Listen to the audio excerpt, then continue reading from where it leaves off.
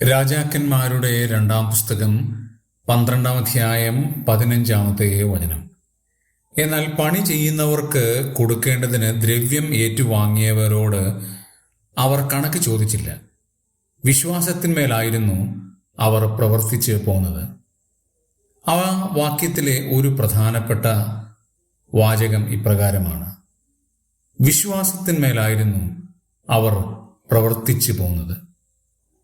ഈ വാക്കിൻ്റെ അർത്ഥം ആ കാലഘട്ടത്തിലുള്ള ആളുകളെക്കാൾ പുതിയ നിയമ കാലഘട്ടത്തിലുള്ളവർക്കാണ് കൂടുതൽ വിശ്വാസ്യമായി മനസ്സിലാക്കാൻ കഴിയുന്നത്. ഈ ഇന്ത്യയിലും ലോകത്തിലുമുള്ള ദൈവദാസന്മാരായ ആളുകൾ വിശ്വാസത്തിന്മേലാണ് അവർ പ്രവർത്തിക്കുന്നത്. നാളെ എന്ത് സംഭവിക്കുമെന്നവർക്കറിയില്ല. അവരുടെ സാമ്പത്തിക ആവശ്യങ്ങൾ എങ്ങനെയാകും എന്ന് അവർക്ക് തന്നെ അറിയില്ല. എങ്ങനെ അവർ ജീവിക്കുന്നു എന്ന് പോലും അവർക്ക് തന്നെ അറിയില്ല. തിരിഞ്ഞു നോക്കിയാൽ ദൈവത്തിൻ്റെ അത്ഭുത പ്രവൃത്തികൾ മാത്രം. അങ്ങനെ വിശ്വാസത്താൽ പ്രവർത്തിക്കുന്ന അനേക അനുഗ്രഹീതനായ ദൈവദാസന്മാരുണ്ട്. ദൈവം നൂലിൽ കെട്ടി അവർക്ക് കൊടുക്കാറില്ല.